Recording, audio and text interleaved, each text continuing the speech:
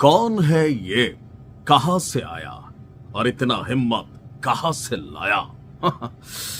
এক কঠিন সিদ্ধান্ত নিয়েছে বাংলাদেশ সরকার, আর ভারতীয়রা মনে করছে এই সিদ্ধান্তের পেছনে ডক্টর মোহাম্মদ ইউনূস সরকার প্রধান হিসাবে বড় ভূমিকা রেখেছেন। কারণ ৫ই আগস্ট পরবর্তী সময়ে যখন থেকে তিনি ক্ষমতায় বসেছেন, তখন ভারতকে নিয়ে বেশ কিছু শাসালো জোরালো বক্তব্য তিনি দিয়েছেন।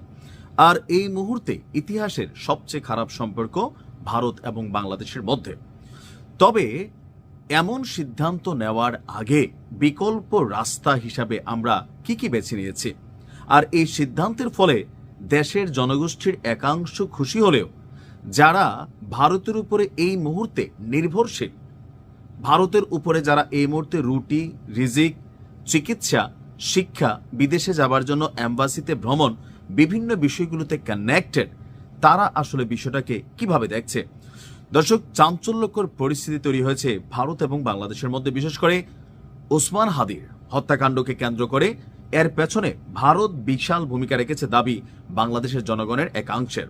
আর এরপরেই বাংলাদেশে অবস্থিত ভারতীয় দূতাবাস, আবার ভারতে অবস্থিত বাংলাদেশ দূতাবাসের সামনেও অনাকাঙ্ক্ষিত কিছু ঘটনা ঘটেছে, এমনকি ঘটার আশঙ্কাও আছে। এক পর্যায়ে বাংলাদেশ সরকার হঠাৎ করেই একটা সিদ্ধান্ত নিয়েছে, সেটা হচ্ছে যে দিল্লি থেকে ভারতীয়দের সকল প্রকার ভিসা দেওয়া বন্ধ করে দিয়েছে বাংলাদেশ। শুধুমাত্র দিল্লি না, আগরতলাতেও একই সিদ্ধান্ত কার্যকর হয়েছে। এমনকি সামনে হয়তো আরও যে জায়গায় ভারতে বাংলাদেশের দূতাবাসগুলো আছে একই সিদ্ধান্ত নেবে। কেন হঠাৎ করে এমন সিদ্ধান্ত? অনাকাঙ্ক্ষিত পরিস্থিতির কারণে ভারতের দিল্লির ঢাকা হাইকমিশন থেকে পরবর্তী ঘোষণা দেওয়ার আগ পর্যন্ত সকল প্রকার ভারতীয়দের জন্য কনসুলার সার্ভিস এবং ভিসা দেওয়া বন্ধ করে দেওয়া হয়েছে। দিল্লিস্থ বাংলাদেশ হাইকমিশনের দেওয়া এক নোটিশে এই তথ্য জানানো হয়েছে।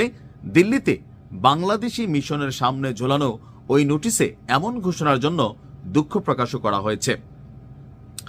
শনিবার ২০ ডিসেম্বর এবং রোববার ২১ ডিসেম্বর দিল্লিতে বাংলাদেশ হাইকমিশনের সামনে বিক্ষোভ করে উগ্রপন্থী এক সংগঠনের ২০ থেকে ২৫ জন সমর্থক।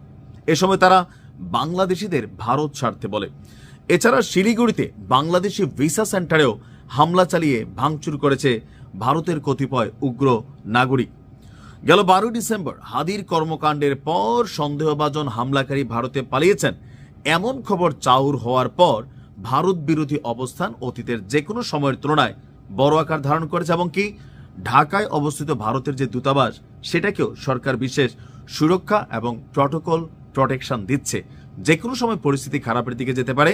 সেই জন্য আমরা দেখছি রাজনৈতিক দলগুলোর পক্ষ থেকেও, সরকারের পক্ষ থেকেও, আইন শৃঙ্খলা বাহিনীর পক্ষ থেকেও বিশেষ নির্দেশনা কর্মী সমর্থকদের জন্য যে ভারতের সাথে আমাদের বিরোধিতা হবে, সেটা চোখে চোখ রেখে ভারতকে আমরা টেক্কা দিতে হবে। জ্ঞান, বুদ্ধি, বিজ্ঞান, প্রযুক্তি, তাদের থেকে ভালো রাষ্ট্র, ভালো উপার্জন, এই সকল কিছু করে। কিন্তু ভারতের কোনো দূতাবাস অথবা ভারতের কোনো প্রতিষ্ঠান যেটা বাংলাদেশে অবস্থিত, সেই সকল প্রতিষ্ঠানে কোনো প্রকার হামলা ভাঙচুর, এগুলো আসলে ভালো নাগরিকদের আচরণের মধ্যে পড়ে না, মানে মনস্তাত্ত্বিকভাবে বোঝানোর চেষ্টা করা হচ্ছে। এখন এই সিদ্ধান্তে পাল্টা সিদ্ধান্ত যেটা নেবে ভারত, যে কোনো সময় আমরা দেখব যে ভারতে যাওয়া বা ভারতে যাওয়ার অপেক্ষায় থাকা বাংলাদেশিরা, বিশেষ করে বাংলাদেশের অধিকাংশ মানুষ যারা ভারতে যান, প্রথমত ব্যবসা বাণিজ্য, যেমন ধরেন কাপড় চোপড়, বিভিন্ন বিষয় ভারত থেকে আমরা বড় ধরনের একটা ইনপুট করি। তো সেই ইম্পোর্টের যেই প্রোডাক্টগুলো আছে সেটা নিয়ে যারা ব্যবসা বাণিজ্য করেন তারা একটা বড় ধাক্কা খাবেন, নাম্বার 1। নাম্বার 2 হচ্ছে যারা চিকিৎসার জন্য নিয়মিত ভারত যাতায়াত করেন। এখন যদি ভারত হঠাৎ করে তারা বলে যে না, বাংলাদেশকেও কোনো প্রকার ভিসা দেওয়া হবে না, তাহলে এই যারা চিকিৎসা প্রত্যাশীরা আছেন তাদেরও বড় একটা অংশ ধাক্কা খাবে। এছাড়া যারা আমরা ইউরোপ আমেরিকার অনেকগুলো রাষ্ট্রে যেতে চাই, অনেক এম্বাসি আছে যেগুলো বাংলাদেশে নাই, তাদের কনসুলার সার্ভিসও বাংলাদেশে নাই। তো সেই ক্ষেত্রে বাংলাদেশ থেকে ভারতে যেতে হয়, সেখানে গিয়ে ২-১ মাস থাকতে হয়, থেকে সেই কর্মকাণ্ডগুলোকে পরিচালনা করতে হয়। এই ৩ শ্রেণীর মানুষই আমার মনে হয় সবচেয়ে বেশি ক্ষতিগ্রস্ত হবে, বিশেষ করে চিকিৎসা সেবা, ব্যবসা এবং কি এই খাতে। তো এই ক্ষেত্রে এমন সিদ্ধান্ত নেওয়ার আগে বিপরীতে আমরা এগুলোর বিকল্প হিসাবে কি কোনো ব্যবস্থা রেখেছি, অথবা ব্যবসা বাণিজ্যে যদি একটা বড় ধরনের ঘাটতি তৈরি হয়, সেক্ষেত্রে আমাদের কাছে প্ল্যান বি কি?